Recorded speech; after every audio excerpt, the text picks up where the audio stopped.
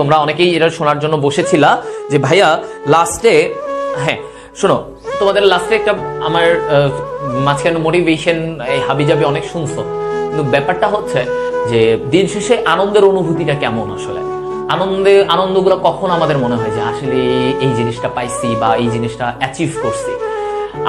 আমার অ্যাডমিশনের পরে যখন আমি রেজাল্টটা পাই, বিশ্বাস করো ওই রেজাল্টটা পাওয়ার পরে মানে আমি আমার ফ্রেন্ড আমরা ভয় পাচ্ছিলাম যে আমরা ঢাকা মেডিকেলে পাবো কিনা। আমরা জানি আমরা মেডিকেলে পাবো, কিন্তু আমরা ঢাকা মেডিকেলে পাবো কিনা আমরা তখন অনেক ভয় ছিলাম।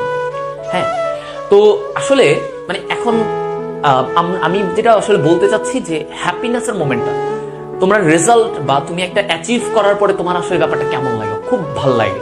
তো এই কারণে বললাম যে আমরা তখন একসাথে বসে আছি ফ্রেন্ডরা, আমি আর আমার রুমমেট, আমরা বসে আছি, আমরা ভাবতেছি যে কি হবে, কি করব, হ্যাঁ রেজাল্টটা কখন দিবে। তো যখন দিল আমরা সব জায়গায় দৌড়াদৌড়ি করতেছি, ভাই রেজাল্ট দেখান, দোকান পাঠে যাচ্ছি।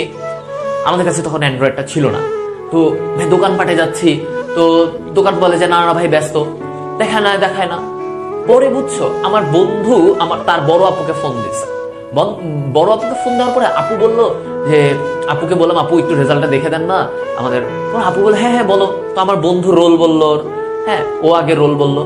তো রোল বলার পরে আপু চিল্লে উঠলো, ওর নাম ছিল রিফাত, বললো রিফাত তুমি তো ঢাকা মেডিকেল কলেজে চান্স পাইছো। আমার বন্ধু তো লাফ দিয়ে উঠছে ওই রোডে, ফার্ম গেটেই ছিলাম আমরা তখন অ্যাডমিশন টাইমে, ঢাকার ফার্ম গেট। ও তো চিল্লায় উঠছে ইয়েস। ওইদিকে চিন্তা করো আমি তো বসে আছি, আমি তো ভাবতেছি আমি খুশি যে আমি ওরে কতক্ষণ, কিন্তু আমি তো আছি যে আমার কি রেজাল্ট। তো ও কিছুক্ষণ করার পর ও দেখলো যে হায় ও তো আসলে এক্সাইটমেন্টে দিচ্ছে। তো এখন ও বললো যে আপু হৃদয়টা একটু দেখে দাও, হৃদয়টা লাগবে। তো আমি তখন আপুরে বললাম আপু এই রোল একটু দেখেন। আপু ওই পাশ থেকে মোবাইলে, তো আপু চিল্লায় উঠলো হৃদয় তুমিও ঢাকা মেডিকেল কলেজ।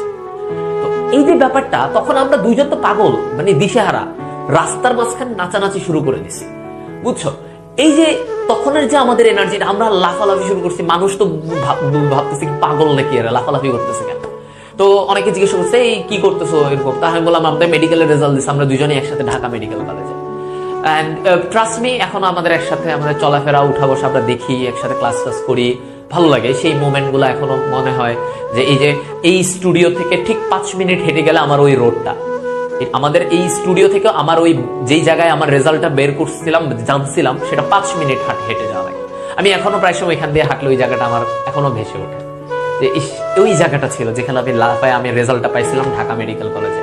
এবং আমরা দুইজনে একসাথে অনেক পরিশ্রম করছি এবং একসাথে রেজাল্ট পাওয়ার পরে আসলে আমাদের থেকে খুশি মনে হয় ওই দিন পৃথিবীতে আর কেউ কম ছিল।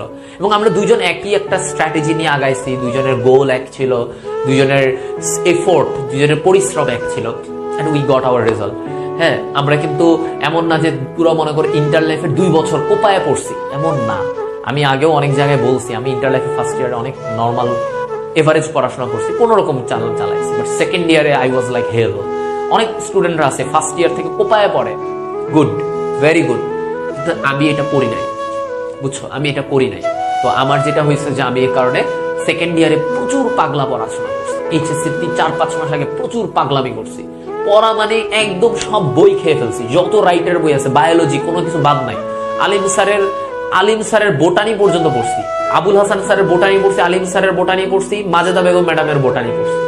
জুওলজি 3 রাইটার সেম, আলিম, আজমল এবং মাজেদা ম্যাডাম, কোনো কিছু বাদ নাই। কেমিস্ট্রি 2টা করে রাইটার মিনিমাম পড়ছি, ফিজিক্স সেম, তপন, ইসাক। গাণিতিক পদার্থবিজ্ঞান সলভ করতে করতে শেষ, অনেক করছি, এত কষ্ট লাইফে করি। তো মানে ওই কষ্টের রিওয়ার্ড আমি পাইছি, আলহামদুলিল্লাহ আমি রিওয়ার্ড পাইছি। সো রিওয়ার্ড পাইলে ভালো লাগে, তাই না? তো সফলতার সাথে গল্পগুলো অনেক ভালো লাগে আমাদের সময়, এটাই আর কি।